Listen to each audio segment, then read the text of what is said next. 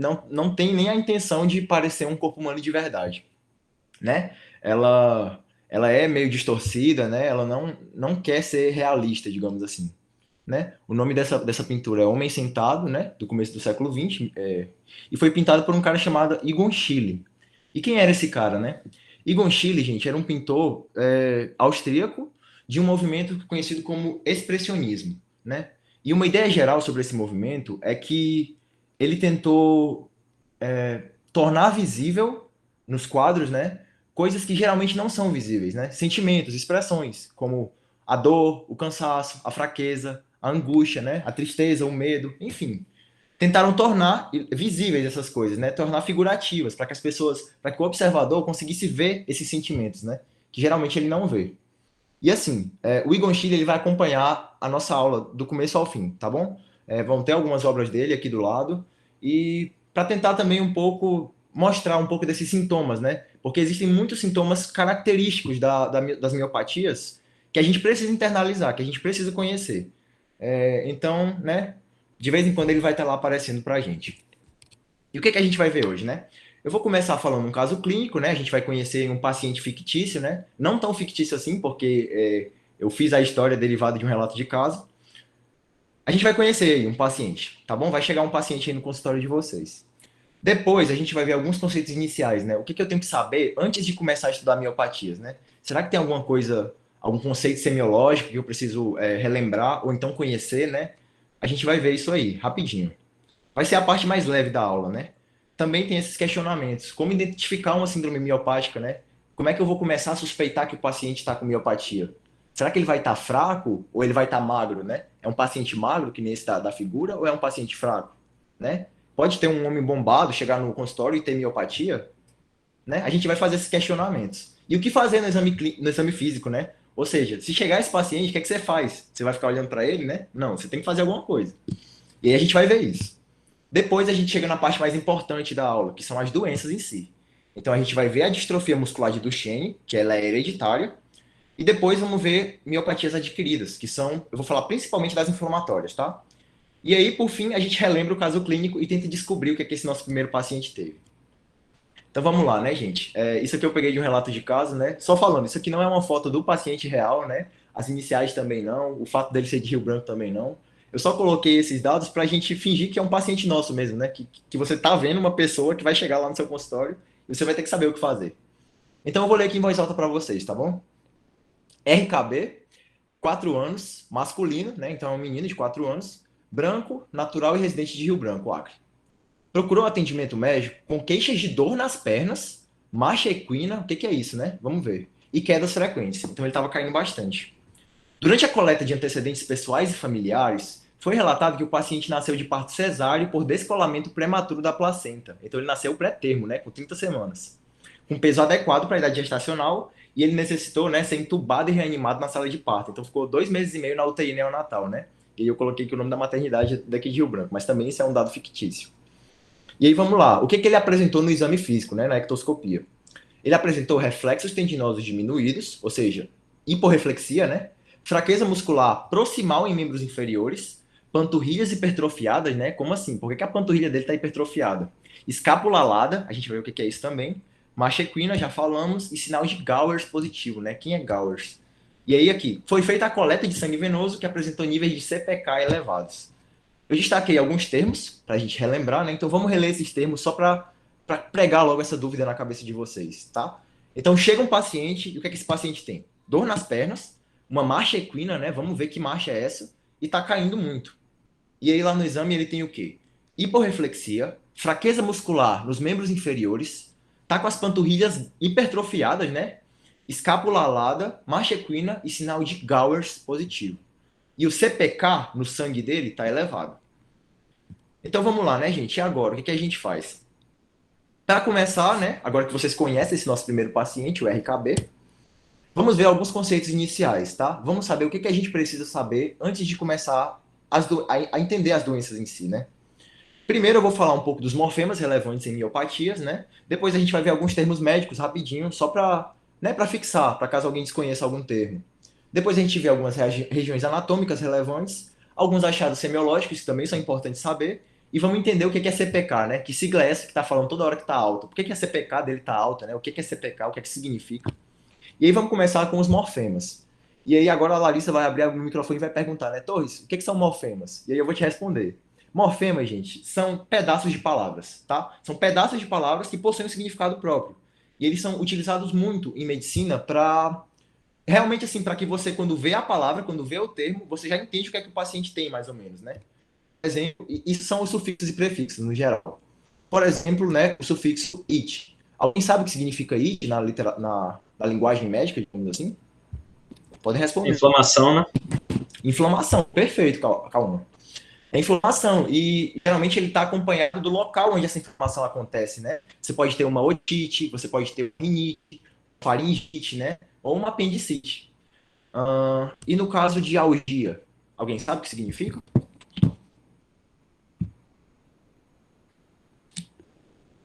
Famosa dor. Falaram aí, responderam aí.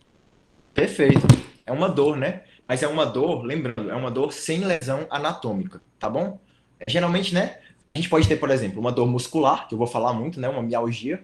A gente pode ter uma dor óssea, digamos assim, né? Uma ostealgia. E também, por que não, né? Uma dor espiritual, né? Uma dor psíquica, a psicalgia. Que também ela vai acontecer muito, né? No próprio paciente miopático. E aí, vamos lá. Já falei aqui de dois morfemas importantes para vocês. Vou mostrar aqui os outros. Primeiro, o it, né? Que significa inflamação. Algia é sempre uma dor sem lesão anatômica. Tonia vai estar sempre relacionada ao tônus muscular, tá bom? Então, hipotonia, né? Tá com o tônus muscular diminuído. Úria vai estar sempre falando de a forma como ele está urinando. Então, se o paciente está com anúria, ele não está urinando. Se está com poliúria, está urinando muito, né? Se está com disúria, está com dificuldade para urinar. O caso de plegia é a mesma coisa de paralisia, se não me engano. Agora eu perdi esse termo. Eu vou colocar o significado. Mio ou sarco, a gente está falando de músculo, né? São dois termos gregos. Mio é músculo mesmo e sarco é carne. Só que os dois são relacionados a músculo, né? Por exemplo, sarcolema é o citoplasma da célula muscular, né? Ou então sarcopenia é a fraqueza muscular, né? Miotonia, enfim. Rábido é um termo latino para musculatura esquelética, tá? Musculatura estriada esquelética. E por fim, o dis, que é a dificuldade, né? Dispneia, dificuldade para respirar, disúria, dificuldade para urinar, disfagia, dificuldade para engolir, né? O Jonatas falou na semana passada sobre disartria, que era dificuldade para articular as palavras, né? Então lembrem-se disso. Dis está sempre relacionado à dificuldade, tá bom?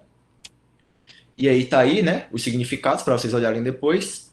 E alguns termos médicos comuns, né? Que a gente tem que saber também. A fraqueza muscular, geralmente a gente vê como astenia, né? Ou então sarcopenia também. Na verdade, sarcopenia tem a ver com atrofia muscular, se não me engano. É perda de fibra muscular mesmo. Da rigidez muscular, a gente tem a contratura, né? Dor muscular, a gente tem mialgia. Dor articular, artralgia, né? Miotonia é basicamente quando o paciente demora para relaxar a contração que ele teve. Então, se você aperta a mão dele e solta, ele demora para relaxar aquela contração que ele fez, né? Isso é miotonia, é importante também. Perda de motricidade, é paresia, né? E aqui a gente já descobre um dos fatores que a gente viu no nosso caso clínico, né? O que é a marcha equina? É andar de ponta de pés. Então, se a criança está andando de ponta de pés em todo momento, né? Ah, aquele menino está com uma marcha equina, né? Ou então com componente digitígrado, certo? Então, vocês já sabem aí um termo importante para o nosso caso. Marcha equina é andar nas pontas dos pés. Beleza? Vamos ver agora mais alguns conceitos, tá? Saindo um pouco dessa parte aí de linguagem, né? Vamos falar de medicina mesmo. Falar de algumas regiões anatômicas que são relevantes, tá bom? Coisa rápida também. A primeira que eu queria falar para vocês era da nossa cintura, né? Mas qual cintura, Torres? Da cintura escapular. Nós temos duas cinturas, né? A cintura escapular, basicamente, é essa região que eu delimitei para vocês de amarelo e de vermelho, né? Que está aí na pintura do Egon Schiele também, que é basicamente delimitada pela clavícula aqui, né? O acrômio da escápula e a espinha da escápula aqui atrás, né? E é basicamente a região aqui onde se inicia os membros superiores, perdão, né? E uma fraqueza nessa cintura escapular gera uma coisa que o menino lá tem, né? O RKB, escápula alada. Então, o que é escápula alada, né? É fraqueza nessa musculatura que acaba fazendo com que a escápula se eleve, né? A escápula tem a tendência de se elevar, mas ela não se eleva por causa da nossa musculatura, né? Por causa do tônus muscular. E aí, quando ele está com fraqueza, a escápula fica alada. Agora, falando da cintura que a gente normalmente conhece, né? Que é a cintura pélvica. A fraqueza nessa cintura geralmente causa um tipo de marcha conhecido como marcha anserina, né? Eu vou falar um pouco sobre essa marcha daqui a pouco, né? A galera que entrou no último processo seletivo, né, junto comigo, teve que saber essa marcha para poder fazer a prova da LAAN. Então, assim, é um termo que talvez alguns já conheçam, né? Mas eu vou falar sobre ela. Outra região anatômica importante, né? As curvaturas vertebrais. É importante, gente, a gente lembrar quais são essas curvaturas, né? A gente lembrar que a gente tem uma lordose. Ai, meu Deus, cadê o mouse? A gente tem uma lordose cervical, né? Que ela surge quando o bebê começa a apoiar o peso da própria cabeça. Essa cifose torácica. Uma lordose lombar, que surge quando o bebê começa a ficar em posição ereta, né? E uma cifose sacral. Por que eu estou falando disso aqui? Porque naquela marcha anserina que eu acabei de falar, o paciente vai ter uma hiperlordose lombar. Então é importante você saber o que isso significa, né? Lordose lombar, então, vai ser uma curvatura acentuada aqui na lombar, né? Então pronto, né? Só relembrando, né? Rapidinho. E por último, vocês lembram que o paciente estava com panturrilha hipertrofiada, né? Só lembrando o principal músculo da panturrilha, que é o gastrocnêmio, tá? Esse daqui que está apontado. E geralmente nas miopatias, esse músculo está hipertrofiado. A gente vai entender por quê, né? Agora, achado semiológico, eu coloquei no plural, mas na verdade eu só vou falar de um, né? De um nome estranho que apareceu no nosso caso e que aparece em muitos casos de miopatias, que é o sinal de Gower, né? Sinal de Gower, gente, basicamente é um sinal que identifica fraqueza muscular dos membros inferiores, tá bom? E como é que ele funciona? Você coloca o paciente deitado em uma posição supina, né? Ou então em decúbito dorsal, com a barriga para cima, e pede para ele se levantar. E aí, se ele se levantar dessa forma, ó, apoiando com as mãos, né, escalando o próprio corpo, isso vai indicar que ele está com fraqueza nesses membros aqui, né? Que ele precisa das mãos para poder se levantar. E aí, no final, ele fica com essa postura lordótica. Coloquei aqui a descrição, né? E um vídeo da vida real mesmo, para você ver como é que o paciente se levanta, né? Esse menino aí tem miopatia e o sinal de Gower está positivo no caso dele. Olha aí como ele escala o próprio corpo, né? Tá vendo? Ele precisa da ajuda da mão para poder se levantar. E no final, fica com uma postura lordótica, né? Que o vídeo, infelizmente, não captou. É isso, gente. Esse é o sinal de Gowers. Então, sempre que eu falar de sinal de Gowers positivo, eu deitei o paciente, ele foi se levantar e precisou da mão. Precisou escalar com a própria mão, escalar o próprio corpo com a mão, né?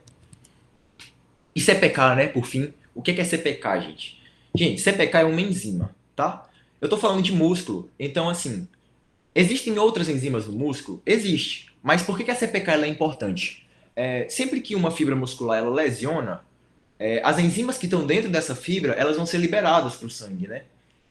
Então, assim, no caso, por exemplo, do paciente que a gente tem uma concentração de CPK muito alta no sangue, o que é que isso pode significar de maneira geral, assim? Alguém sabe dizer?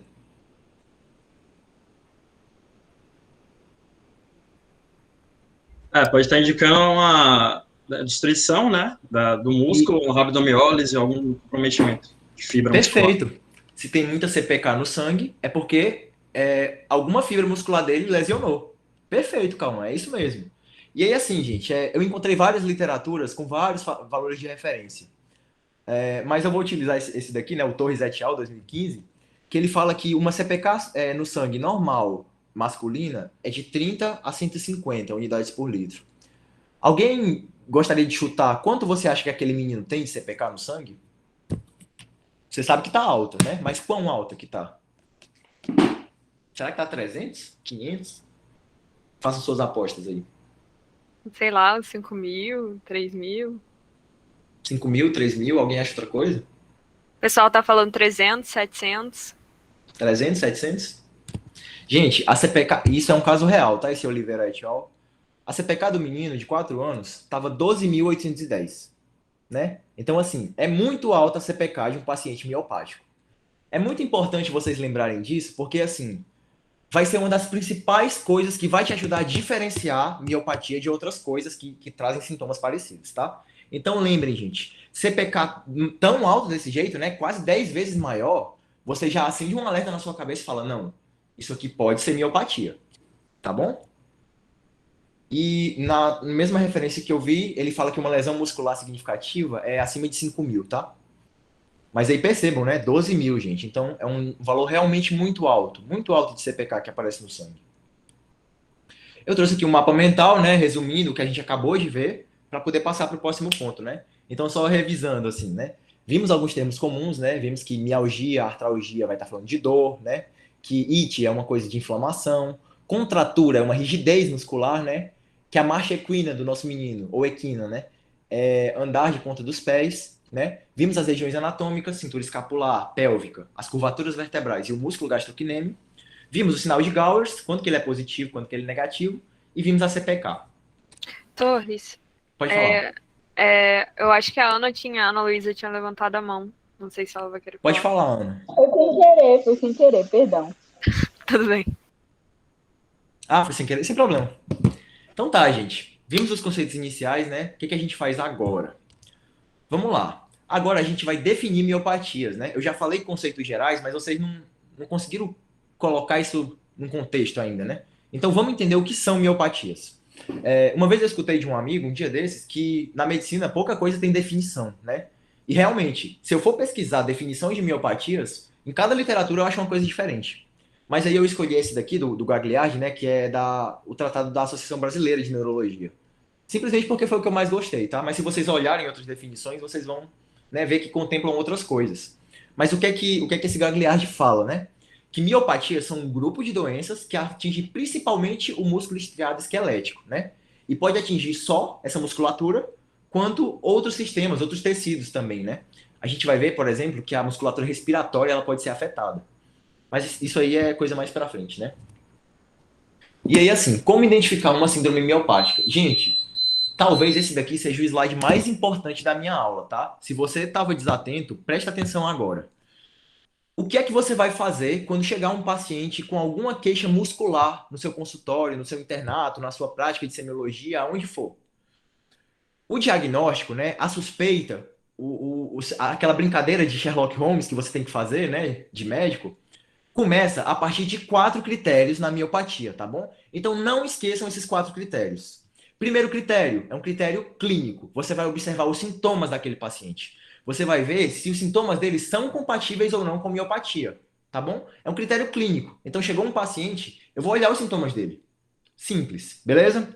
Segunda coisa, é um critério eletromiográfico. Então, se tiver disponível uma eletromiografia, você faz isso e observa, pô, será que esses sinais, esses achados aqui, né, da eletromiografia, são compatíveis com miopatias? Se sim, legal, né? Isso corrobora para o seu diagnóstico. Terceiro critério enzimático. Eu já estou falando de CPK de novo, né? Então você vai ver qual é o nível de CPK naquele paciente, né? Se está normal, se está pouco alta, se está muito alta, se está 10 vezes maior, né? E por último, um critério mais definitivo de todos, que é o histopatológico, né? A biópsia muscular. O que é que aparece se eu dou uma olhada na microscopia, né, no músculo daquele paciente? Então não esqueçam esses 4 critérios, tá bom? Clínico, eletromiográfico, enzimático e histopatológico. Perfeito. Tá, aí agora o Cauã vai ligar o microfone, né? Vai falar, Torres, tá bom, tu começou falando de sintomas clínicos, mas e aí? Quais são os sintomas, né? Como é que eu vou saber os sintomas? Tu só falou que miopatia tem sintomas e que eu tenho que saber os sintomas, mas que sintomas são esses? E aí, agora eu vou responder, né? O que o Cauã tá me perguntando. Gente, primeiramente, sintomas de miopatia são muito dinâmicos, tá? Eles são muito variáveis. Então, assim, pode ter um paciente que apresenta um conjunto de sintomas, outro que apresenta outro conjunto. Os sintomas podem aparecer por um tempo e depois sumir, né? É muito variado isso. Mas, assim, independente dessa variação, existem sintomas fixos de miopatia, tá? E esses são sintomas que vocês têm que ter, assim, ancorado na cabeça de vocês. Primeiro sintoma, isso aqui eu vou falar, se vocês contarem, vai ser tipo assim, umas 50 vezes que eu vou falar disso na aula de hoje. Primeiro sintoma fixo, fraqueza muscular proximal, então na região mais proximal, né? Simétrica, então dos dois lados vai ser uma fraqueza parecida e progressiva. Ela piora com o tempo, tá? Então guardem isso aí. Se vocês quiserem anotar alguma coisa dessa aula, anotem isso. Fraqueza muscular proximal, simétrica e progressiva, tá bom? E além disso, uma atrofia muscular também. Mas assim, por que isso acontece, né, gente? De uma maneira geral, o que acontece na miopatia? O tecido muscular, né, que eu tenho normal aqui, ele vai estar sofrendo uma necrose. Então, eu vou estar perdendo fibras musculares, né? Ou então elas vão estar hipertrofiando. Hipertrofiando não, perdão. Elas vão estar atrofiando. E aí, né, beleza, eu estou perdendo fibra muscular, mas vai ficar por isso mesmo, né? Eu vou ficar com um vazio, então, se eu perder esse músculo? Não. Acontece também um fenômeno que é a troca do tecido muscular por tecido conjuntivo ou tecido adiposo, né? Para preencher aquele lugar. Então, por isso, o paciente fica com menos tecido funcional, entendeu? Ele tem menos músculo para contrair, de uma maneira geral, né? Falando assim. É isso que acontece. Então, quais são os principais sintomas? Fraqueza muscular proximal, simétrica e progressiva e atrofia muscular. Beleza? E agora falando dos dinâmicos, os que podem surgir e depois sumir, né? Primeiro, miotonia, aquilo que eu falei, né? Eu contraio o músculo do paciente, ele demora para relaxar. Segundo, intolerância ao exercício. Ele vai falar, doutor, eu não consigo ir ali comprar um pão, que eu já fico me sentindo cansado, eu vou até a cozinha, parece que eu tô andando uma maratona, né? Então, esse tipo de queixa. Cãibras também, né? Mas não é qualquer cãibra. É tipo assim, doutor, todo dia eu tô sentindo cãibra. Eu não posso me levantar, eu não posso ficar um pouquinho parado, que já começa a eu sentir aquela cãibra aqui na minha articulação, né? Então, isso também é um tipo de coisa que liga assim, um alerta na sua cabeça. Hiporreflexia, né? Que nem o menino do nosso caso. Então, reflexos tendinosos diminuídos. Um sintoma que é parecido com miastenia graves, né? A pitose palpebral bilateral, só que ela é discreta. Pseudohipertrofia, né? Que ela acontece principalmente porque vai ter acúmulo de tecido adiposo. E dor, né? Mialgia. Então, o paciente não necessariamente sente dor. O que mais que eu trouxe aqui? Pode ter alteração de sensibilidade, né? Perdão, não é comum ter alteração de sensibilidade. Então, o paciente não vai sentir, sei lá, formigamento, né? Isso é uma coisa meio incomum de ele sentir em miopatias. E também a dor que eu falei, né? A dor ela é mais comum em processos inflamatórios ou infecciosos. Mas pela própria inflamação, né? Pela própria infecção mesmo em si. Show! E aí, né? Beleza, falei os sintomas. Aí agora a Poliana vai ligar o microfone dela e vai falar assim: Torres, beleza, agora eu já sei os sintomas. Já sei os sintomas fixos e já sei os sintomas dinâmicos. Mas o que é que eu pergunto para o paciente, né? Eu vou olhar para a cara dele e falar: senhor, o senhor tem fraqueza muscular proximal, simétrica e progressiva? Né? Não, você não vai fazer isso. Você vai ter que fazer perguntas que vão te guiar para essa conclusão. E que perguntas são essas? Se o paciente te chega com uma queixa de fraqueza, você vai perguntar: tá, mas isso atrapalha as suas atividades diárias? Atrapalha, doutor. Beleza, mas que atividades exatamente que te atrapalham? E aí, se ele te falar assim, não, eu tenho dificuldade para pentear o cabelo, né? Para alcançar alguma coisa na prateleira, se tiver uma escada com um degrau muito alto, eu sinto uma fraqueza assim discrepante, né? Ou então para levantar de uma cadeira, para se levantar da cama, né? Então, você tem que perguntar atividades relacionadas à musculatura proximal dos membros, entendeu? É isso que você vai perguntar para descobrir se essa fraqueza é proximal ou distal, né? Outra coisa que é importante, avaliar o histórico familiar. Então, seu Francisco, seu José, será que alguém da sua família já teve esse caso de fraqueza também, né? Isso é importante para ver se a doença dele é hereditária ou não. Isso dá uma certa pista para a gente. E, por fim, excluir doenças que imitam sintomas e sinais miopáticos. Como, por exemplo, neuropatias motoras, né? Vou falar uma que talvez vocês conheçam. A síndrome de Guillain-Barré, né? Que o Pedro falou há umas semanas atrás sobre ela. Uma neuropatia periférica. Que já não tem nada a ver com o músculo, né? Ela afeta o nervo periférico em si. Mas mesmo assim, se vocês olharem, por exemplo, a postagem, né? O resumo conceitual de síndrome de Guillain-Barré no Instagram da Laan, vai estar lá falando diagnóstico diferencial, miopatias, né? Por quê? Porque pode parecer. Só que aí você tem que fazer essa exclusão de diagnóstico, né? Você tem que falar, não, tá mais para miopatia do que para isso aqui. Ou então, algum distúrbio de transmissão neuromuscular, né? Alguém sabe algum exemplo de distúrbio de transmissão neuromuscular?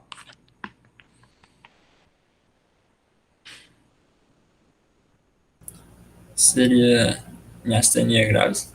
Perfeito, Dudu. Miastenia graves. Foi a aula de semana passada do Jonatas, né? Ele falou de miastenia graves, falou de outras doenças da placa motora. E também você tem que excluir essa possibilidade, tá bom? E também de fraqueza psicogênica, né? Tá, aí Dudu. Dudu acabou de me responder, né? Dudu, como que tu vai excluir? O que é que tu acha? O que é que tu faria? Para excluir o diagnóstico, tipo assim, para suspeitar mais de miopatia ou menos de miopatia. Tu faz ideia? Se não souber também, beleza. Mano, eu não sei, mas sei lá, uma biópsia, alguma coisa assim. Biópsia, né? Faz sentido. Eu falei de biópsia, né? Vocês lembram quais são os 4 critérios clínicos importantes para miopatia? Você falou das manifestações clínicas, né? Clínico, perfeito. Eletromiografia, Eletromiografia, isso. Aí o enzimático, né, que é a CPK, Perfeito. e biópsia, né? Aí o Perfeito. anátome patológico. Perfeito. É isso que a gente vai fazer para excluir outras causas. A gente vai olhar critérios de diagnóstico. Então, assim, beleza. O paciente está com sintomas parecidos. Eu já conheço os sintomas, já sei o que perguntar. Mas eu não sei se é síndrome de Guillain-Barré, não sei se é miastenia graves, não sei se é fraqueza psicogênica. Eu vou olhar aqui o sangue venoso dele para ver como está a CPK, né? Meu Deus, está 10 vezes maior. Isso te faz suspeitar, né? A balança vai pesar mais para miopatia. Você vai ver o eletromiograma, vai ver se está com sinais miopáticos ou não, né? E vai ver a biópsia muscular. Perfeito, Dudu, bem colocado. Ela é o que confirma mesmo o diagnóstico, né? E assim, uma coisa que eu achei interessante que eu vi no tratado, se tiver fasciculações, não é comum que seja miopatia, né? Fasciculações, para quem não sabe, são umas contrações assim pequenininhas que acontecem na nossa musculatura, né? Mas isso não é indicativo, isso não aparece em casos de miopatia. Então, perfeito, né? Aí agora, né, a Júlia Xavier, ela vai olhar e vai falar assim, tá, já sei os sintomas, já sei o que perguntar e já sei excluir outras causas. Mas, Torres, aqui tu tá falando, ó, EMG com sinais miopáticos, mas tu não explicou nada sobre eletromiograma. Eu nem sei o que é isso. Eu não sei quais são esses sinais. O que é que eu faço agora, né? E aí, por isso, gente, eu vou falar um pouco para vocês como é que funciona uma eletromiografia, tá? Isso aqui é um desenho que eu fiz no meu celular, né, para tentar representar duas fibras musculares. Essa fibra aqui da esquerda, ela é uma fibra normal, né? Então, as miofibrilas estão normais, e aqui é um músculo miopático, né? Que são menores, já estão atrofiadas, perdão. O que acontece? Para a eletromiografia, eu vou ter que colocar uma agulha no músculo do paciente, né? E eu vou ter que escolher uma região para colocar essa agulha. Digamos que eu escolhi essa daqui, tá bom? O que acontece? Se eu colocar a agulha aqui, provavelmente eu vou estar vendo a atividade de uma única miofibrila, né? E uma miofibrila funcional, uma miofibrila que está funcionando de boa. Já nesse caso, eu vou estar pegando assim numa região com várias miofibrilas bem fraquinhas, né? E o que isso vai aparecer, né, no eletromiograma? Aqui eu vou ter uma onda normal de contração, então sobe, desce, vai embora. Perfeito, normal. Agora aqui eu tenho o quê? Eu tenho vários pequenos músculos, digamos assim, fraquinhos, tentando contrair o máximo que eles podem, fazendo um esforço doido e com a maior velocidade do mundo. Então vocês vão ter isso aqui, né? Essas ondas de curta duração, né? De baixa frequência, baixa amplitude, né? Você vai ver isso aqui no eletromiograma. E aí o Hawk vai ligar o microfone agora e vai falar, Torres, mas que diabo é isso aqui, velho? Por que tu fala que é curta? Faz sentido. Mas por que tem esse negócio aqui enorme, né? Por que tem essa onda esdrúxula aqui? Então, gente, isso aqui é um outro sinal característico de miopatia no eletromiograma. Ele tem essas ondas pequenas e aí do nada ela fica bizarra e volta. Do nada fica bizarra e volta, né? Então é uma coisa que você olha e você fala, tá, isso aqui são achados miopáticos, né? Tá aqui de maneira escrita para vocês, né? Mano, rapidinho. Pode falar. Só uma pergunta. A Letícia mandou aqui no chat perguntando se a presença de fasciculações exclui totalmente a possibilidade de miopatias. Se exclui totalmente. Porque você tinha falado Nossa, que... sim. Nossa, cara, eu não sei dizer, peraí. eu acho que na medicina fala assim, totalmente é difícil, né? Exatamente. Mas se eu não me engano, quando eu vi falar sobre fasciculações do tratado, não era falando assim realmente, que é de certeza ou que é um fator excludente, entendeu? Mas que não era comum mesmo. Certo? Talvez eu tenha deixado entender que era uma coisa fixa, né? Pelo fato Posso me intrometer? Pode sim. Eu entrei rapidinho aqui. É incomum que tenha, assim, né? A fasciculação ocorre principalmente na instabilidade do motoneurônio, ou seja, em neuropatias, né, ou lesões do segundo neurônio motor. Como as miopatias são pós-sináptico, né, um distúrbio motor pós-sináptico, é muito incomum, na verdade, não seria esperado você encontrar fasciculação. Tá? Agora, se for um distúrbio, algum problema metabólico que cause uma neuromiopatia, ou seja, duas coisas associadas, aí sim você poderia encontrar. Mas uma miopatia pura e isolada, não. Perfeito. Quem que falou isso? É o Davi, mano. Davi? Caralho, muito bom, velho. Muito bom. Show. Perfeito. Isso até ressalta um negócio interessante das miopatias, né? O Jonatas falou semana passada sobre a unidade motora, né? E miopatia realmente são disfunções musculares propriamente ditas, né? Existem as neuromiopatias, existem os distúrbios da junção neuromuscular, né? Perfeito. Ótimo, obrigado, viu? Eu não saberia responder isso. Não, E mas aí, aqui, né, vocês gente? estão mandando muito bem nas aulas por assuntos difíceis. Muito Eu obrigado. entrei rapidinho para dar uma olhada, ver como é que tava. Não, sem problema. Obrigado, viu? Obrigado. E aí, né, gente? Agora voltando sobre o eletromiograma. Eu coloquei aqui, né, como que é a característica das ondas que aparecem no eletromiograma e eu destaquei aqui uma coisa que é o som produzido no alto-falante do eletromiograma. Isso aqui eu encontrei só num resumo do Sonarflix que eu utilizei, né? Eu não consegui encontrar uma referência falando sobre isso. Mas eu achei interessante. Ele fala que o som produzido é semelhante a um avião de bombardeio ou de serra elétrica. E aí eu fui procurar, né? E realmente é uma coisa que é importante a gente ter em mente, né? Eu vou mostrar aqui um vídeo, infelizmente sem áudio, né? Mas percebam aqui como que é as ondas, né? Olha aí, ó. É uma coisa curta e do nada, pá. Né? Tá normal.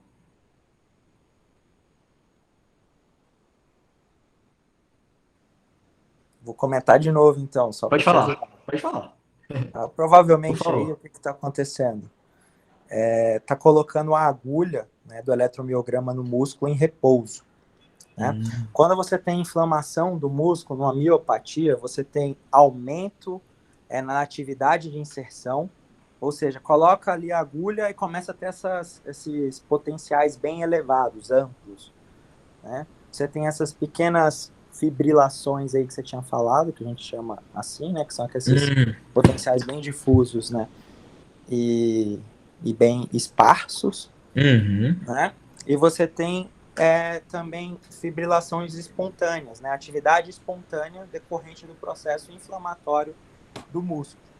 Estou te ajudando um pouco porque isso é difícil. Não, perfeito, perfeito. Eu me confundi, meu Deus. Um músculo normal, você coloca, né, você não tem atividade espontânea, você não vê isso, né, apenas se você pedir para o paciente contrair o músculo, né, e você não tem essas pequenas atividades de repouso que você tem, né, num músculo que está sendo inflamado, né, que está tendo um processo miopático associado. Então, isso indiretamente, né, prediz a chance de que você tenha um padrão miopático aí de fraqueza na inserção da agulha no músculo. Perfeito. Ah, que bom. Nossa, eu tô tendo uma ajuda top então, velho, na minha aula hoje. Não tá? Porque realmente, gente, isso aqui é complicado para entender, tá? Agora eu vou tentar mostrar o som aqui para vocês, tá? Eu vou colocar aqui perto. Vocês me dizem se estão conseguindo ouvir ou não. É o mesmo vídeo, tá? Só que... Pera.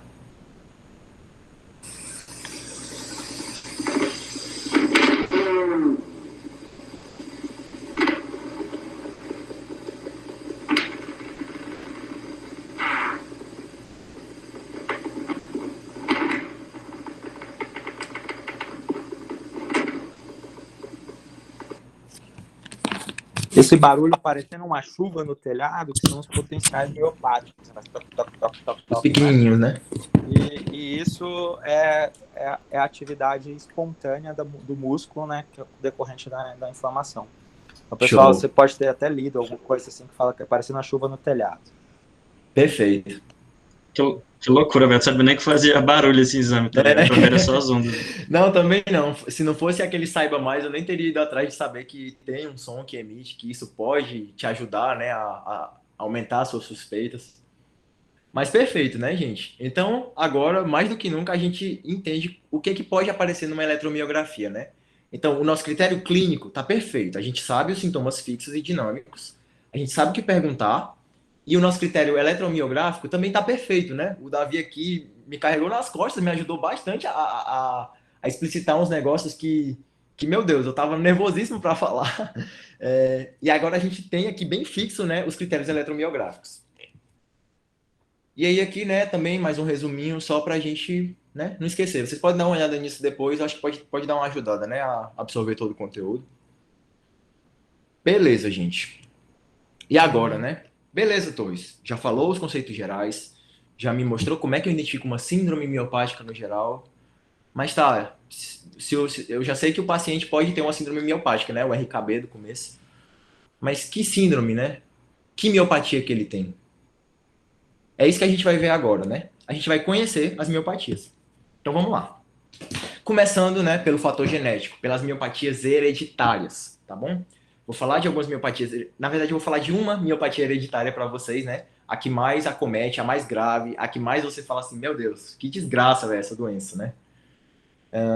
Que é, assim, antes de falar dela em específico, como é que eu chamo geralmente as miopatias hereditárias no geral, né? O principal grupo de miopatias hereditárias é o grupo de distrofias musculares. Então, se você está lá no hospital e escuta algum médico falando, né, não, eu acabei de tratar um paciente que estava com distrofia muscular de Steiner, de Becker, de Duchenne. Você escutou a palavra distrofia? Beleza. Ele está com uma miopatia hereditária. Beleza? Então, assim, distrofias musculares é um grupo de doenças importante de se conhecer. E existem 5 tipos comuns, né, que eu encontrei. A distrofia muscular de Duchenne, a DMD, que eu vou falar para vocês bem direitinho sobre.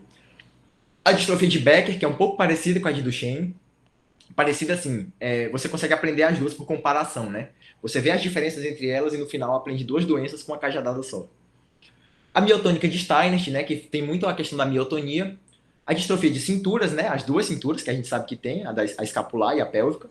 E a distrofia fácil escapulomeral, né, que acomete principalmente os músculos da face, da escápula e dos membros superiores. Mas assim, vai ser importante sair dessa aula sabendo a distrofia muscular de Duchenne, tá bom? Mas quais são os sintomas comuns das distrofias, né? De novo, gente, pela 500ª vez, e eu vou repetir mais vezes se for preciso. Fraqueza muscular proximal, progressiva, né, simétrica também, e atrofia muscular. Isso ocorre por conta da necrose que acontece nos tecidos musculares, tá? Você vai ter também alguns distúrbios de marcha, né? A marcha equina, que vocês já viram, né, que é o andar de ponta dos pés. E também uma marcha pode acontecer, uma marcha chamada de marcha bamboleante, que é descrita como o paciente andando em gingado, né? Eu encontrei um vídeo do mesmo menino com uma marcha bamboleante. Vou mostrar aí para vocês, ó. Percebam, né? Ele anda meio gingado, assim. Essa é a marcha bamboleante. E por fim, né? Além dessas 2 marchas, também pode ocorrer uma marcha que a gente viu no começo. Alguém lembra o nome? Que eu falei, até o próprio RKB tem. Eu falei, gente, vou falar sobre essa marcha depois com vocês. Vocês lembram o nome dela? Eu só lembro da marcha equina que você tinha falado. Serina também, né, mano? Anserina, perfeito. A marcha anserina, né? E lembrar que esse termo tem a ver, anserina, né? Significa pato ou ganso. E botaram esse nome justamente porque a marcha é similar à de um pato ou de um ganso, né? A gente tem uma hiperlordose lombar, né? Consequentemente, o abdômen fica para frente, né? As pernas entreabertas e a cintura escapular fica jogada para trás, né? A gente viu naquela imagem do Netter no começo, quando o menino se levanta, ele fica com uma hiperlordose, né? Provavelmente ele anda com uma marcha anserina. Vou mostrar aqui um vídeo também da marcha, né? Eu só encontrei um vídeo de simulação, né? Mas é assim a marcha anserina, né? Vou mostrar mais uma vez.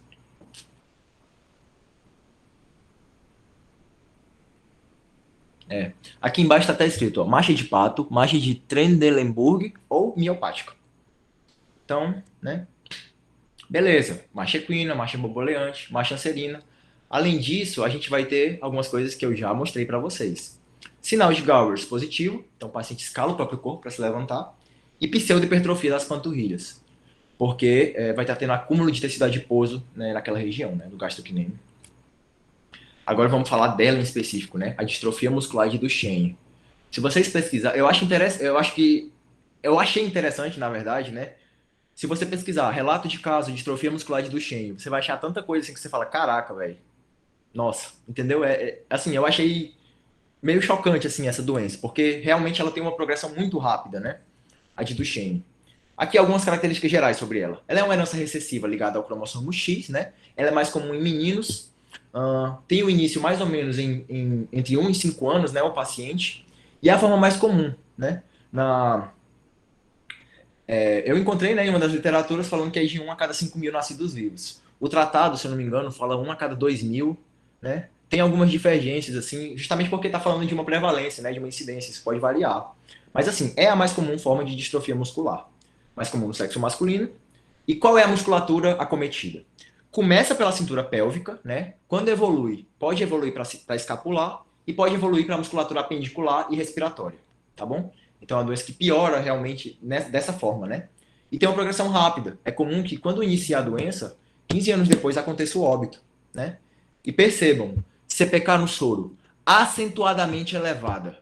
A maior CPK que vocês vão ver na vida de vocês vai ser uma CPK de Duchenne, tá? É a maior. Tipo assim, as outras são acentuadas? São. Mas a CPK na distrofia de Duchenne é muito acentuada. A bateria tá acabando, gente. Espera aí. Vou pegar a bateria rapidinho, calma aí, carregador.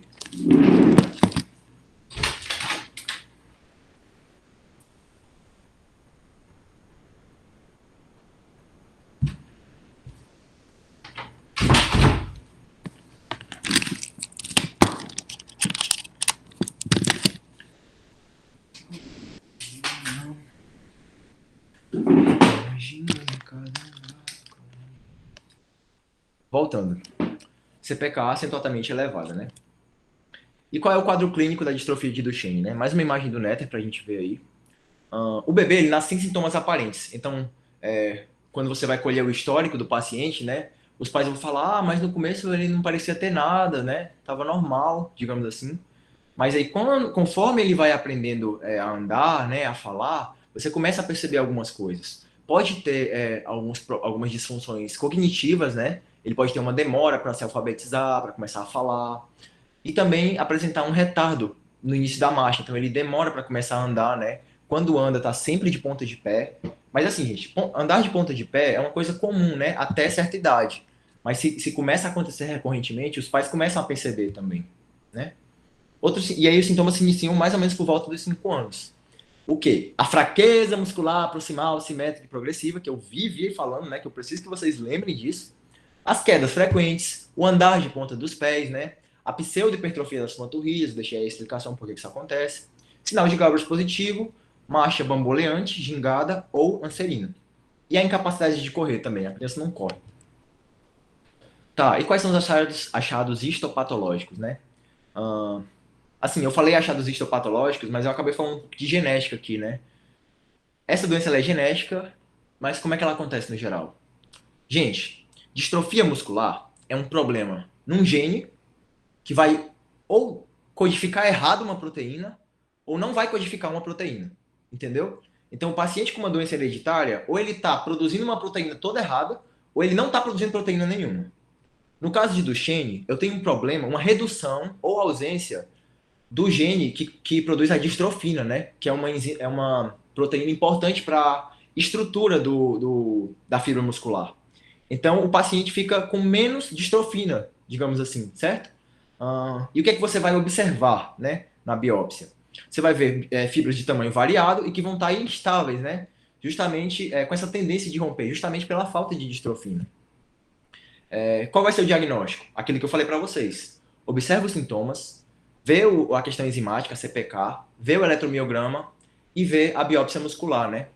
E existe também o diagnóstico genético, ou seja, você vê a redução ou ausência do gene da distrofina, que ajuda a manter a contração muscular. Ela estabiliza o sarcolema, né? Ok, tratamento. Infelizmente, gente, para muitas miopatias, a gente não encontra um tratamento que fala, não.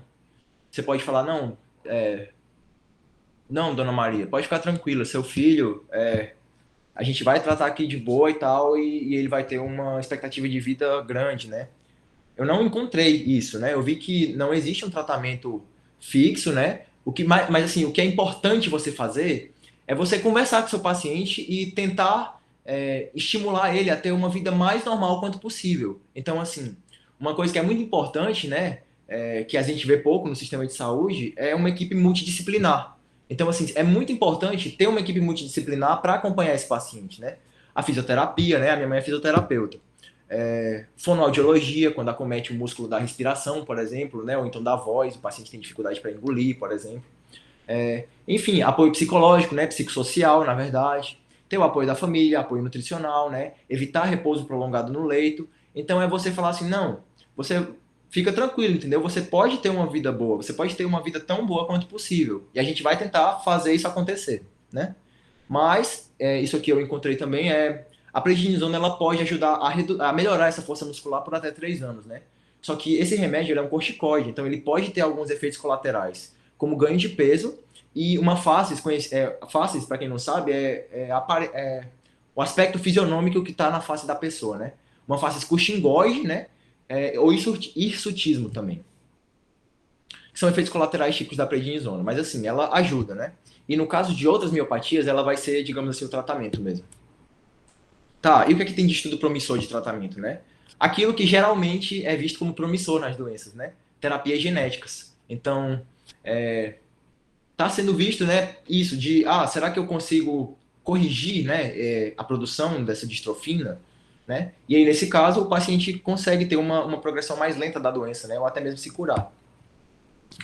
Já a distrofia de Becker, né? A de Becker estava lá embaixo. E assim, gente, como eu disse, a de Becker, ela é uma doença que você aprende muito por comparação.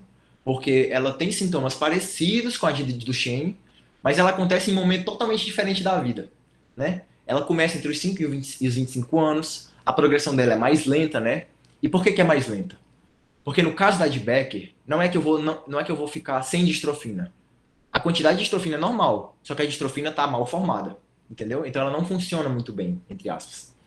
A CPK vai estar aumentada, né? Não tão aumentada quanto do Duchenne, mas o paciente pode ter uma expectativa de vida normal.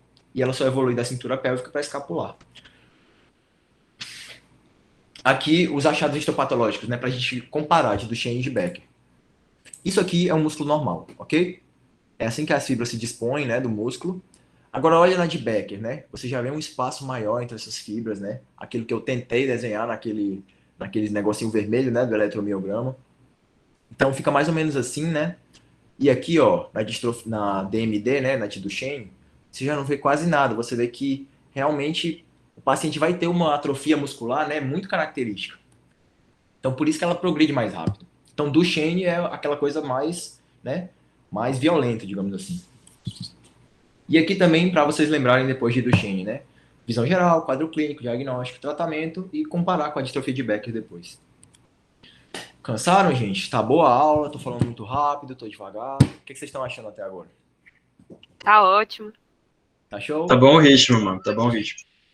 Gente, eu tô com a garganta muito seca agora, eu vou só pegar um copo d'água, tá? Enquanto isso, vocês descansam aí um pouco a cabeça de vocês. E aí a gente já vai falar das adquiridas, tá? A aula já tá acabando.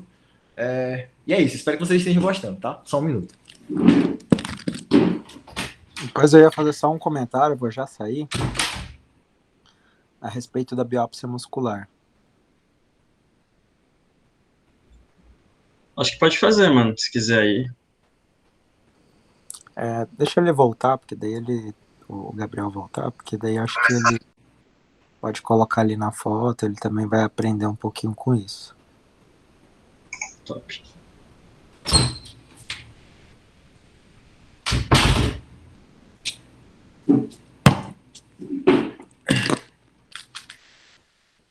Voltei, gente. Então tá, né? Já vimos várias coisas até agora. Mano, Eu só pode falar. no slide da biópsia, eu vou fazer um comentário rápido, eu prometo que não atrapalho mais. Não, sem problema. Vou ter que sair. Quando Só para precisar vocês falar, pode talvez falar. não ficarem com o conceito errado. Sem problema. Biópsia muscular ajuda, principalmente quando você tem uma dúvida diagnóstica. Por exemplo, num quadro de um Duchenne, que tem uma história clínica típica, né? De um menino que tem uma fraqueza principalmente para se levantar, que tem aquele levantar miopático de Gowers, né? Tem pseudohipertrofia de panturrilha, tem uma história muito clínica e, assim, que você olhando com a CPK elevada, todos esses comemorativos clássicos juntos, a gente dispensa a biópsia muscular. A gente vai direto para o exame genético, que você pede um exame genético específico, que você dá o diagnóstico para o paciente sem precisar submetê-la a uma biópsia, que é algo que dói, que não dá o diagnóstico etiológico da miopatia, porque, de uma forma geral, raras as condições que pela biópsia você dá o diagnóstico definitivo. Tá? Beleza. Porque a maioria das miopatias você tem achados parecidos com esse. O que acontece? Vai ter uma diminuição do tamanho das fibras musculares, você vai ter uma centralização do núcleo das fibras musculares, você vai ter uma lipossubstituição, né, que é o que você está vendo aí nessa biópsia, né? Você vê do lado esquerdo as fibras musculares todas organizadas, um tamanho grande, nessa do meio, que é uma biópsia de um Becker, né? Você já vê os núcleos um pouquinho mais na periferia, você já vê um aumento aí do tecido conjuntivo, substituindo já uma parte aí da musculatura, e à direita você vê uma distrofia muscular importante. Toda essa coisa que é mais claro aí, que é branco, né? É gordura que foge da lâmina, né? Então, assim, já tem um grau de lipossubstituição muito grande. Mas se você vê várias outras distrofias musculares ou miopatias, os achados assim, de uma lâmina vão ser parecidos, né? Com exceção de algumas corações específicas para algumas miopatias, você não fecha o diagnóstico de certeza nisso. Então, a biópsia ajuda, principalmente quando há dúvida, mas quando a história é clínica clássica, vai direto para o exame genético e você fecha o diagnóstico, tá? Perfeito. Beleza, valeu, Davi. É só para complementar aí algo mais prático mesmo. Não, perfeito. Mano, valeu pelas considerações aí, hein? Não, meu Deus do céu, eu tô sendo privilegiado, velho, com essa ajuda aqui nessa aula. Top demais, meu Deus, perfeito. Então é isso, gente. De Duchenne a gente fecha aqui. E agora a gente muda de assunto, né? Um pouquinho. A gente vai para as miopatias adquiridas. As miopatias adquiridas, elas podem ter inúmeras etiologias, né? Eu acho que é difícil. Você vai encontrar várias mesmo, né? Por exemplo, a gente pode ter uma etiologia inflamatória, né? Que é a que eu vou focar aqui. Pode ter uma etiologia metabólica, endócrina, infecciosa, né? Mitocondrial, que vai ter rompimento mitocondrial, né? Se eu não me engano, fala sobre umas manchas vermelhas que aparecem na microscopia. Pode ser uma miopatia alcoólica, né? Pode ser induzida por fármacos como cloroquina, alguns beta-bloqueadores, se eu não me engano, né? Tem alguns outros remédios. Tem a azidovudina, que é do tratamento da AIDS, também pode acontecer. Mas assim, para não falar de várias e acabar ficando confuso, né? Uma coisa que já é bem fácil de ser confundida, que são essas doenças, eu vou focar nas inflamatórias, tá? Principalmente na verdade, vou focar nessas duas aqui. A polimiosite, né, que pelo que a gente já viu, é uma inflamação em vários músculos, certo? E na dermatomiosite, que vai ter aí um componente a mais, né? Componente dermatológico. Então a gente vai falar dessas duas doenças. Mas assim, no geral, miopatias inflamatórias, o que a gente tem que saber sobre isso? Existem os sintomas típicos, né? Que é a fraqueza muscular proximal, simétrica e progressiva. No caso das inflamatórias, a gente tem também fraqueza no músculo do pescoço. Então, o paciente pode chegar contigo e falar que está com dificuldade para engolir, né?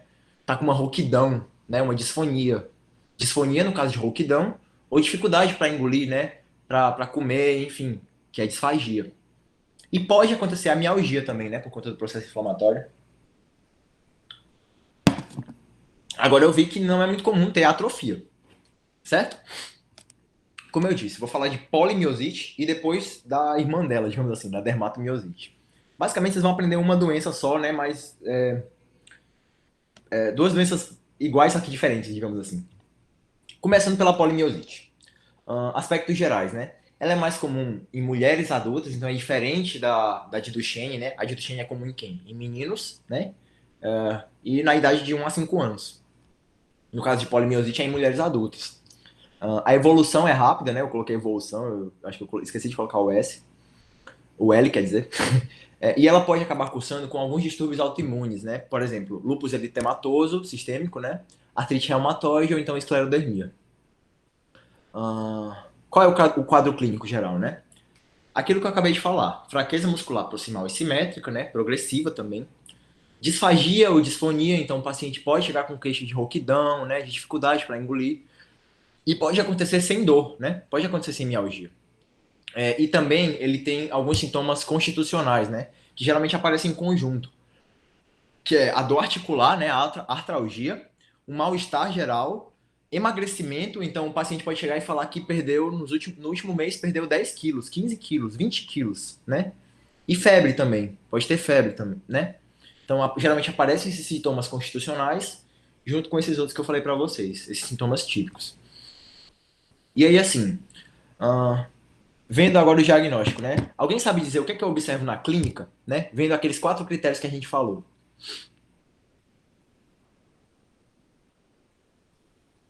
que é que eu observo no paciente? Quais são os sinais e sintomas que eu observo no paciente com polimiosite?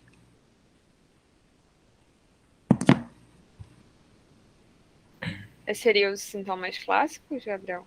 Isso. Que seria a fraqueza muscular proximal, simétrica, progressiva e a atrofia, né? Perfeito. Não é como ter atrofia, né? No caso da polimiosite. Não, ok. Perfeito. Mas, ó, fraqueza muscular proximal, né? Disfagia ou disfonia, né? Dificuldade para engolir ou rouquidão. E o que mais? Acho que era isso. A presença dos sintomas comuns que a gente acabou de falar. Como que vai estar a CPK? Geralmente ela tá alta, né? Mas ela também pode apresentar, pode se apresentar normal na polimiosite. O que é que eu vou observar no EMG? Eu vi que nessa questão de miopatias inflamatórias, a gente tem uma mistura de alterações neurogênicas, que são as fibrilações, com as alterações miopáticas, né? Que foi aquela questão do avião de bombardeio, da serra elétrica, que a gente acabou de ver. E na biópsia, a gente vê a necrose das células musculares, né? E infiltrado de células TCD8 nas fibras musculares. Essa questão do TCD8 é o que vai mudar para dermatomiosite também, tá? Mas vocês vão ver direitinho, vocês vão saber diferenciar uma da outra. Então, resumindo, né? O diagnóstico de polimiosite possui 4 critérios. Primeiro, o clínico, né? Fraqueza muscular proximal e simétrica, sintomas constitucionais, né? A febre, perda de peso, mal-estar e artralgia, junto com a disfagia e a disfonia. Tem um critério enzimático, vai ter uma elevação sérica de CPK, né? Eletromiográfico, vou ter um mix de alterações miopáticas e neurogênicas na EMG. E histopatológico, né? A biópsia muscular compatível. Qual é o tratamento? A gente utiliza fármacos anti-inflamatórios, né? Eu vi que geralmente é utilizado esse conjunto de medicamentos. A prednisona, com suplementação de potássio e antiácidos, né? E junto com isso, aquilo que eu falei para vocês, a reabilitação e acompanhamento das complicações, né? Fisioterapia, se tiver alguma deformação, você corrigir com procedimentos ortopédicos, né? Se for possível. E no caso da CPK melhorar, você vai diminuindo gradualmente a prednisona, né? Eu vi que esse processo ele pode demorar de 2 a 3 anos. Porque, assim, se a prednisona for tirada de uma maneira muito brusca, o paciente pode ter uma recaída, né? Ele pode voltar a ter os sintomas, assim, no meio do tratamento. Isso não é uma coisa boa de se acontecer, né? Daqui, no geral, vamos sobre polimiosite. E agora falando sobre uma doença bem parecida, que é a dermatomiosite. Aspectos em comum. Os mesmos aspectos da polimiosite, né? Eles possuem aspectos em comum. Só que a dermatomiosite apresenta algumas características adicionais, né? Que vocês já devem suspeitar quais são. Mas vamos lá. O que é que ela tem além dos sintomas clássicos? Ela vai ter também alterações de pele, né? Vai ter eritema, então a pele vai estar com uma vermelhidão, né? Eu posso ter uma dermatite, né? Uma inflamação dérmica eczematosa ou esfoliativa. Essa palavra eczematosa, né? Eczema é um termo grego que significa erupção, né? E o que é erupção? É sempre que uma coisa sai bruscamente de outra coisa. Então, no caso da dermatite eczematosa, né? Eu vou ter uma erupção, eu vou ter a formação de bolhas, geralmente, que podem acabar estourando, né? Escorrer um líquido e formar uma crosta. Essa é a dermatite eczematosa. Ou então pode ser esfoliativa, né? Que é no caso quando ocorre descamação, se eu não me engano. Ou então, né, uma erupção rósea ou violácea sob as pálpebras, né, que é chamada de erupção heliotrópica. Vou mostrar aqui uma imagem para vocês, né, também do Netter de neurologia. Tá aqui a erupção heliotrópica, né, que pode ser rósea ou violácea. E tá aqui, né, o eritema, que pode ser uma dermatite, né, tanto eczematosa quanto esfoliativa. Show. Mesmas perguntas. O que eu observo na clínica, né? Mesma coisa, sintomas comuns, né? CPK geralmente alta, mas pode estar normal. Alterações tanto miopáticas quanto neurogênicas. E a biópsia, também as necroses e infiltrados perivasculares, né, ou perifasciculares, de células B e TCD4. O que eu tenho de diagnóstico, né, além do que eu já vi, dos 4 critérios? A gente tem que olhar se tem alterações cutâneas compatíveis com dermatomiosite, que foi aquilo que eu acabei de falar, né? O eritema, dermatite, enfim. O tratamento também vai no mesmo rumo.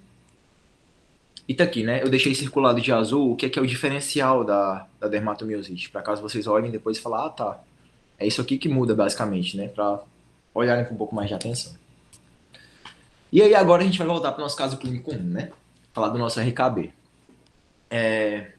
Então, né, sabendo de tudo que a gente sabe agora, vamos rever o que aconteceu com esse paciente.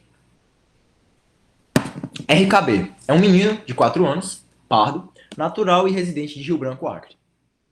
Ele procurou atendimento médico com queixas de dor nas pernas, né? Então ele teve mialgia, marcha equina e quedas frequentes. Durante a coleta de antecedentes pessoais e familiares, foi relatado que o paciente nasceu de parto cesáreo por descolamento prematuro da placenta, pré-termo, 30 semanas, com peso adequado para a idade gestacional e necessitou ser entubado e reanimado na sala de parto, permanecendo 2 meses e meio na UTI neonatal da maternidade. Ao exame físico, ele apresentou reflexos tendinosos diminuídos, fraqueza muscular proximal em membros inferiores, panturrilhas hipertrofiadas, escápula alada, marcha equina e sinal de Gowers positivo. Foi feita a coleta de sangue venoso e apresentou níveis de CPK elevados. Vocês lembram, né? O CPK que estava no nosso paciente era 12.810. Então, assim, partindo disso, né? O que vocês acham que é o diagnóstico mais provável desse paciente?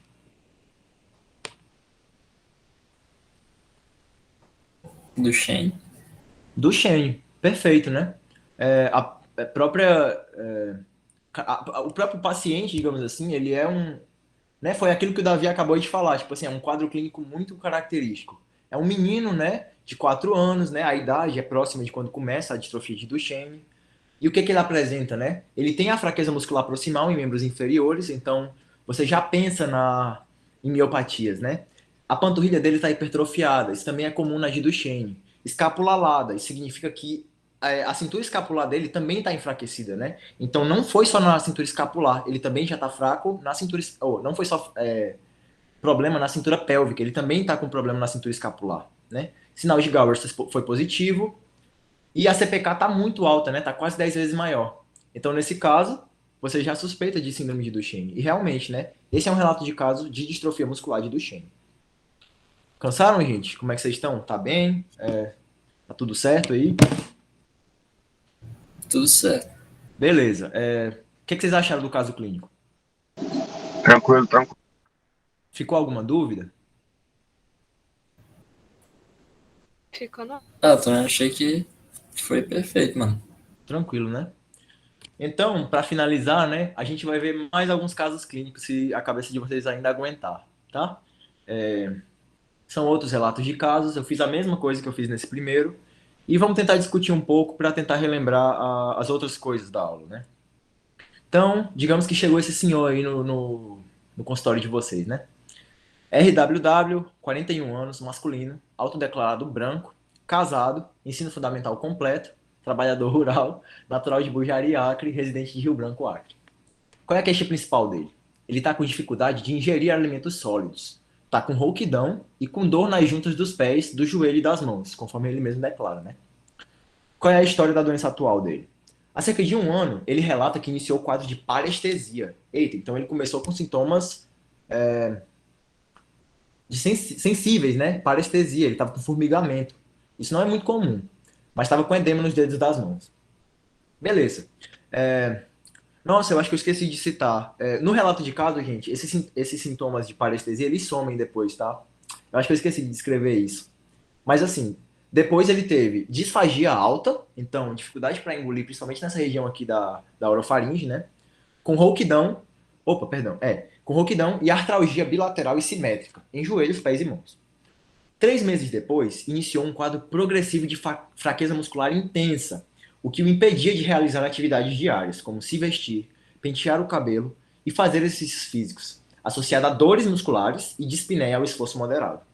O paciente relata que perdeu 25 quilos nos últimos 3 meses. O serviço hospitalar não possuía eletromiografia e exame de biópsia muscular disponíveis. E aí, o que é que vocês têm a dizer sobre isso? O que é que isso sugere?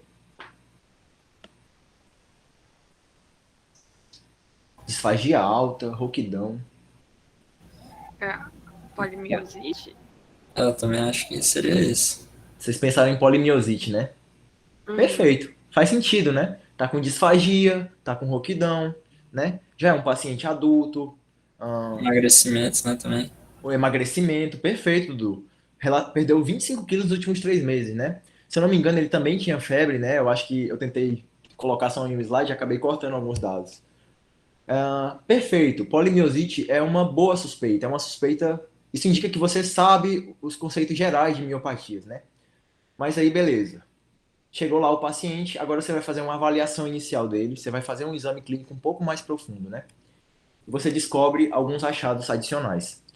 Você vê que ele está com dificuldade em abrir a boca, né? Confirma que tem rouquidão, não consegue realizar movimentos inspiratórios profundos e está com uma diurese com jato urinário fraco. E quais são os achados da ectoscopia, né? Do exame clínico, no geral, na verdade? Lesões descamativas em região inframandibular e infraauricular bilateralmente, pápulas eritematosas nas superfícies extensoras dos dedos das mãos, força muscular de grau 2 em membros inferiores e grau 4 em membros superiores. Isso mudaria a suspeita de vocês?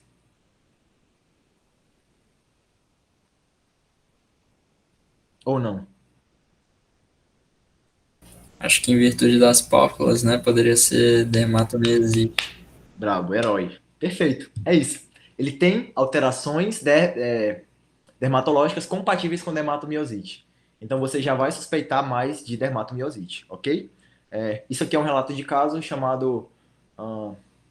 eu acho que é assim, relato de caso, aí 2 pontos. Dermatomiosite idiopática, né? Quando não se sabe exatamente qual foi a origem dela. E aí, por último, né, vamos falar só de um último caso clínico para acabar essa nossa aula. Vai chegar lá, né, o FBH, um menino de 11 anos, masculino, pardo, natural de Cruzeiro do Sul, Acre e residente de Rio Branco, Acre. Nasceu de parto eutóxico, né, normal, a termo. Gestação e pré-natal sem anormalidades. Paciente buscou o serviço de saúde com queixa de fraqueza muscular. Beleza. Até aí pode ser miastenia graves, pode ser síndrome de Guillain-Barré, né, pode ser fraqueza psicogênica. Mas aí a família do paciente relata que, aos 18 meses de idade, houveram quedas frequentes e um andar nas pontas dos pés. Aos 5 anos, foi observada dificuldade em se colocar de pé e subir degraus. Ao exame físico, hipertrofia dos músculos gastrocnêmios, sinal de Gowers positivo e foi visto que ele está com marcha anserina, né? A CPK dele está 6.334. O eletromiograma é compatível com lesão muscular. E devido à condição econômica da... o eletromiograma. Devido à condição econômica da família, não foi possível realizar a biópsia e a biologia celular para analisar se havia falta de distrofina ou não. Nesse caso, o que é que vocês fazem, né? Quando não tem vocês não conseguem fazer o exame genético, você não consegue fazer a biópsia, mas do que você observa, né? Do que vocês observam, o que vocês têm a declarar? Do Shane, né? Do Shane, perfeito. Do Shane, exatamente, Lari. Tem o andar das pontas dos pés, né? Os sintomas iniciaram, né? Aos 18 meses de idade, ele já teve aí as quedas frequentes, como vocês veem, né? Existem algumas coisas que variam de paciente para paciente, mas os sintomas surgiram, houveram outros sintomas que surgiram lá em torno dos 5 anos. A Pode falar. CPK dele também tá lá no espaço já. Tá Exatamente. Exatamente. Não tá tão alta quanto o primeiro, né? Mas também tá realmente muito alta. Perfeito, Lari. Isso aqui foi um caso de distrofia de Duchenne também. Gente, é isso, tá? Essas foram as minhas referências. E obrigado a todos, né? Vocês têm alguma dúvida? Se vocês tiverem alguma dúvida, alguma coisa, podem falar. Eu achei que a aula ia demorar mais, eu tô feliz que são 8h18, né? Que não demorou tanto. Continua o show aí pra nós, pô. Se vocês quiserem, eu toco no final. Sensacional. Valeu. O rei da didática.